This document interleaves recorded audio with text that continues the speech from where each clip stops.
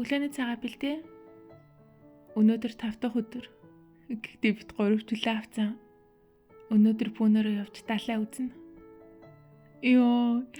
Гэтэ за нөхөрөө таарч яах вэ? Шалтгаанаа хэлээд өөртөө чөлөө авчиж чадна. Гэтэ хүүгийн багш бол гайхна. Юу вэ? Гадуур зугаалгын тулд чөлөө авчиж байгаа юм уу? Ямар боловсралтанд анхаардгүй эцэг вэ гэж хэлнэ. Гэхдээ үгүй бид нар чинь энд ингээл гадаад хүмүүсийг аав ээж нэрчээд байх чинь тэгээд ганц өдөр ч гэсэн чөлөө аваад зугаалж болох байх л гэж өөрийгөө зүтгэхэд шүү дээ. За гэхдээ дахиж айхтар чөлөөмөл авахгүй тийм чинь ганц удаа болно. Хадам аав ээж хоёрыг эренгүүт нь угаасаа амралтын өдрүүдээр далай үзүүлнэ хэлсэн. Тийм ч хүлээжсэн байх. Тогтолж байгаа бах. Бид 5 өнөөдөр Бээжингээс ер нь хамгийн ойрхон далай болох Чинхуан Даав хотын далайн эрэг дээр очие гэж бодож байна. Бодож ин ч гэжтэй ер нь бараг 7 өдрийн өмнөөс бүх захиалга хийсэн. Яг аль зүглүүгээ яаж явж байгаа вэ гэвэл Бээжингээс яг зүүн урагшаага явж байгаа гэсэн үг. Одоо Хөбэй мужийн Чинхуан Даав хот гэхлээр за одоо ингэж ойлгохчод болно. Одоо Төв аймаг одоо Улаанбаатар л гэхэд нийслэл хот гэж явдаг хэрнээ Төв аймагт барилдсан шүү дээ тий. А гэхдээ Төв аймгийг их гэж ярьдгүй шүү дээ.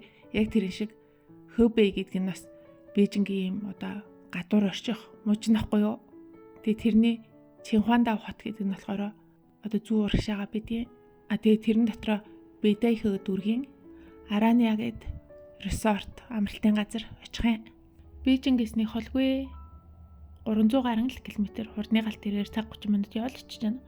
Тэгэд яг далайн хот болохоор ер нь гоё. Бид 3 энд өнгөрсөн жилийн өвөл ирсэн. Тийм өнгөрсөн жилийн өвөл шүү дээ. Өнгөрсөн жилийн яг цагаан сар нь Монгол хэдтийн цагаан сар зөрсөн шүү дээ.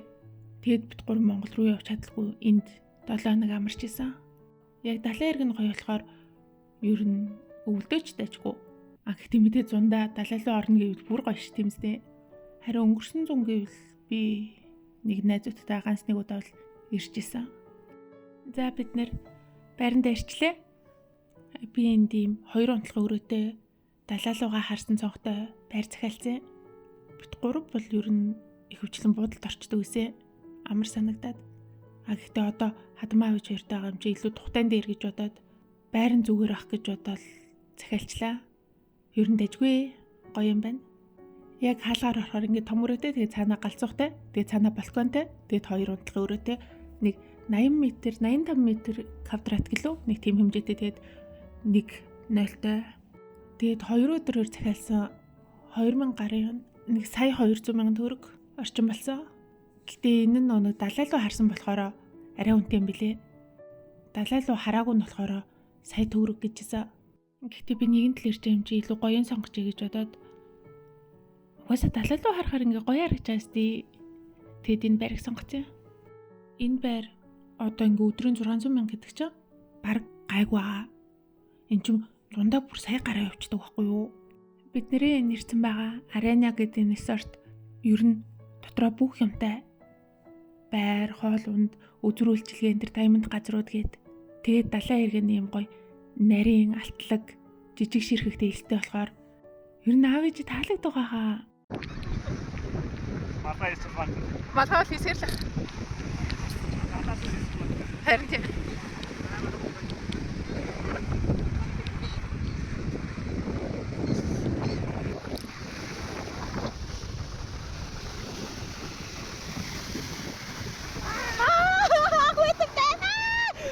За хоолой өвчтэй гэдэг тийм.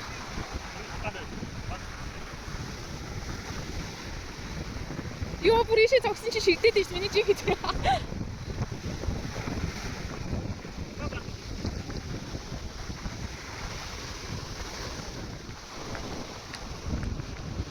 Оо хүлээг бас орж ирнэ гэж шүү дээ.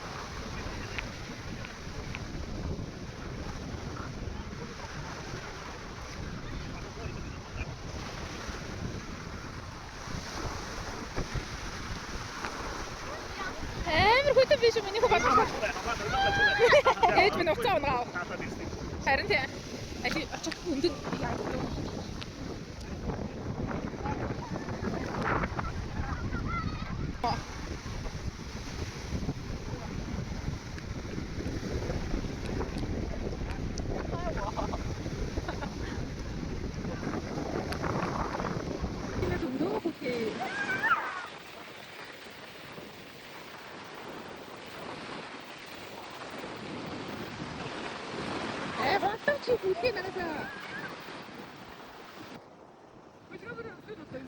За ёо далайн хэрэг дээр бүр амар гоё байна. Гэтэ яг цаг агаарын хувьд бас яг Бээжинтэй адилхан одоо бараг нэг 20 градус орчим байгаа хгүй. Тэгэхээр яг далай руу орж сэлнэ гэдэг бол бас арай чанга. Гэтэ ганц нэг хүмүүс ороо сэлээд лээ. Нөхөрөө сэлнэ гэсэн. За би яах юм би өнөөдөртөө яах юм маргаашнаас үлээ. Эрэнгүүтээ тэгээ дараад хоолын хам өвтчүүлээс хэцүү болно тэгээд аав ээж хоёр бас гоё юм гэсэн. Үзүүр хязгаар нь харагдахгүй ужим тэнгэрийн хаяатайгаа нийлсэн манай уус нуур шиг хүлгүй их далай байна гэд авт гисэн. Энэ далай гэхдээ яг одоо цэнгэг ус нуур далайтай харьцуулбал ийм харьцангуй бүдэг ийм шаргалдуу харагдаж байгаа нь ер нь энэ элснээс нь болдог гэдгийг. Одоо шар мөрөн цутгаж байгаа. Тэгээ шар тэнгислүүд өөрөө цутгана. Тэгэхээр чи ингээд элснээс олбилцлоороо саарл цэнхэр нийлцсэн юм шиг ингэж харагдаад идэг. Энэ далай болохоор Бохай тэнгис. Хятадын хамгийн хойд хэсэгт орших дотоод тэнгис. Тэгэд энэ Бохай тэнгис нь шар тэнгислүүд цутгаад шар тэнгисээрээ номхон далайд руу холбогдоод тэгэхээр ерний хэсгийн далай бол ер нь номхон далайн одоо баруун хэсгийн тэнгис гэсэн үг үү те? Тийм байх. Тэгэд энэ Бохай тэнгисийн далай эрэхтэй түшиглээд энэ арена гэд бидний одоо байрлаж байгаа resort ер нь нэгдэд нэг удааг баха 10 гаруй жил болж байгаа бах. Ер нь шинэ. Тэгээд resort дотроо олон буудлууд, олон ийм амьдрах одоо бидний байгаа шиг апартментууд, тэгээд янз бүрийн ресторан, хоолны газрууд, кафе, пабууд, тэгээд үзэх юм тийм олон entertainment, одоо кино, театр, супермаркетуудгүй ер нь юу гэдэм бүгд гэдгийг. Тийм болохоор бүтэн сайн хүртэл бол энэ resort-аас гарахгүй. Гэтэ гарахгүй байсан ч гэсэн баг үзэж дуусахгүй амар хэмтэй байдаг байхгүй юу? Тэгэд гэр бүлэрээ явж байгаа хүмүүст, жоохон хүүхдүүдэд, настай хүмүүст ингэ зориулсан юм. Яг юм хоолны газартай болохоор тэр надад хамгийн их таалагддیں۔ Заавал нэг ресторанд очивол их мөнгө өрөөд ингэ хоолн зарцуулаад байхаар биш. Яг л нэг удаадаа нэг 25,000 орчим төгрөгөнд тэгээд дуртай хоолой сонгоод иччихдэг нь бас аюу зүгээр. Тэгээд энэ газарт бас гэр бүлтэй хүмүүсээс гадна ер нь ганц би найзуудаараа яваа залуучууд аягүй их ирдیں۔ Тэгээд тийм залуучууд чи хөвчлэн ингээд амтан тижих аягүй дуртай байдаг. Тэр амттад нь тустай юм хэсэг байгуулад өгсөн. Дэлгүүр имлэг, паркын тэнцэн байгуулад өгсөн. Тэгээд тийм амтан авч явж байгаа хүмүүсийн буудлыг ингээд тусад нь гаргаад өгсөн. Ер нь ингээд залуучуудыг бас амар татцсан байт юм аа.